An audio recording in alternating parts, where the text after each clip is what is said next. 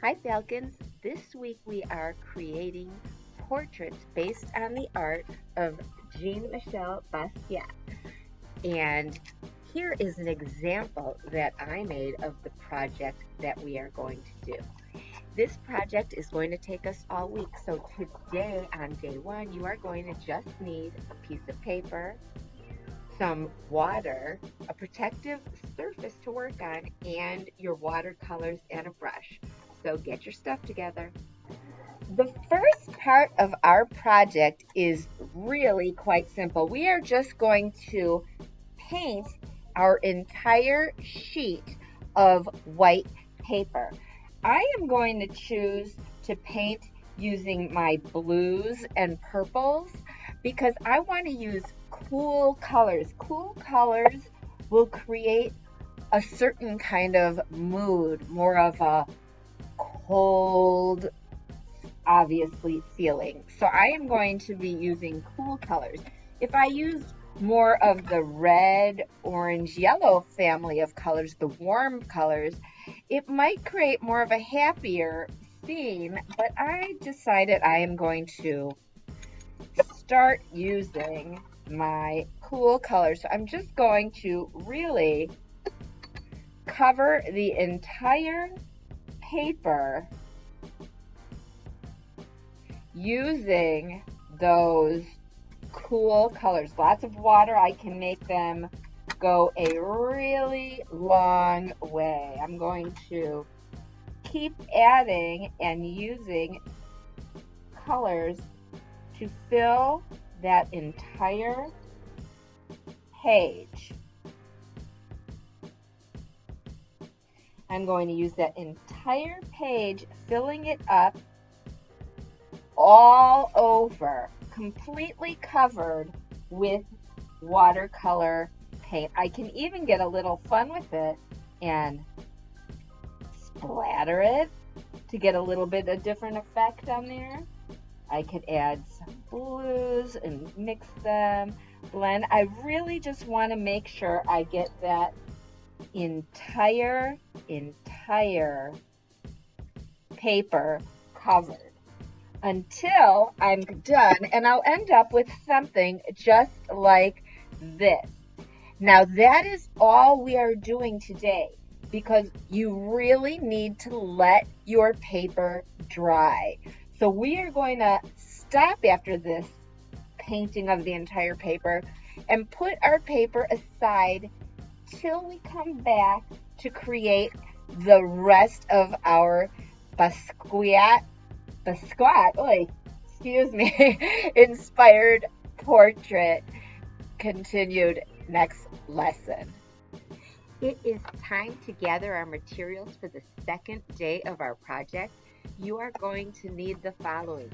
You need to take out your watercolor painting that you had already created from day one, and it should be dry and ready to go.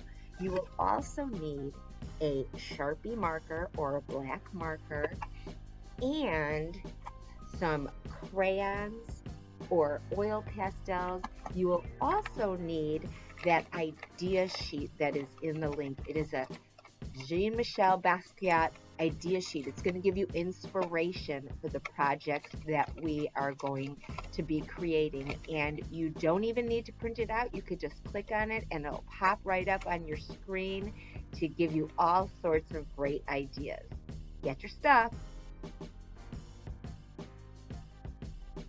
We are back and we are going to continue our project. We are going to need, again, that paper that we had painted yesterday. And this sheet, you can pull it up on your computer and just leave it on the screen, and it will help inspire you and give you some fantastic ideas for your inspired Basquiat painting. So we are going to use a black marker and we're going to create a head. I'm just going to choose this head. I think it's kind of fun. I'm going to make a head. And again, I'm using that sheet as inspiration, just for ideas. If you have your own ideas that you like better, hey, go for it. But this can give you some ideas. So maybe I create my head, and then I'm going to create some really funky, interesting eyes and some eyebrows. We want to create kind of angular, weird, lined things.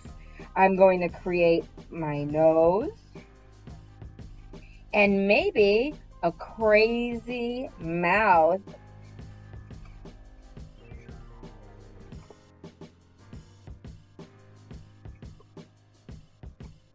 From there, we are going to want to add a body and hands. You can do whatever kind of hands you want. We definitely are not making something that looks necessarily realistic. We can tell that it is part of a human form, but we are obviously going a little out there with this.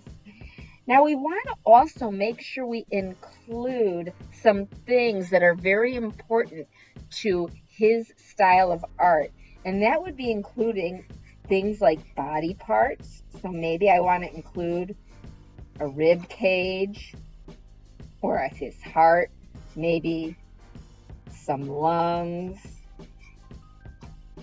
Maybe I want to include some kneecap bones.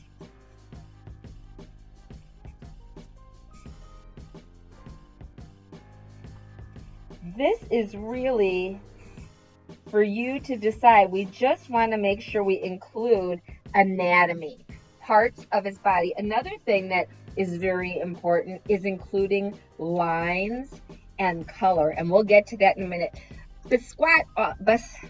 Jean-Michel Basquiat, whatever, I keep saying his name wrong, and please excuse me, but we can also, he was known for adding words into his art. So maybe I would add a word that I'm feeling right now, and that is tired. I'm tired of us not being together. I'm tired of teaching remote. So I'm feeling tired. Another word I might want to include is pain. Because maybe this guy banged his knee. Maybe he is also feeling frustrated. And the reason I'm choosing these not happy words is because I chose cool colors. But was it necessary? No. And I could even make my words look a little funky. The next thing I'm going to do, you can use either crayons or oil pastels. And you are going to create, and these have like a real nice thick oil that really creates good color. We're just going to take that and start tracing around. So if I went around, I could really make this pop, adding, tracing around.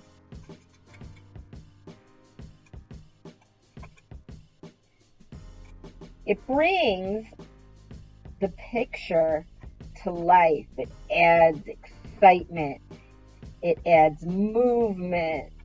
These are all things that we feel. We really want to just, when we look at the picture, we really just want to have strong emotion. Something that brings us to a feeling about something. Maybe I would color in the heart or draw lines here. We really just want to bring in lots of color around that watercolor and Sharpie to bring it alive. We can make lines, colors, we can color something in, whatever you want to create that kind of look. Again, I'm going to share with you, excuse me, the one that I made originally. And I was feeling very positive that day. You can see I was saying achieve, life, work. And when you are happy with it, you know what to do. So again, these are the examples of our inspired portraits. When you are finished, ask yourself those important questions. Did you follow directions? Excuse me. How is your craftsmanship? Is this work that you're proud of? Did you take your time and were you neat? Were you creative? Did you create something that nobody else created? If you could answer yes, sign your name. All great artists do that. Then be sure to share your picture with me. I cannot wait to see your work.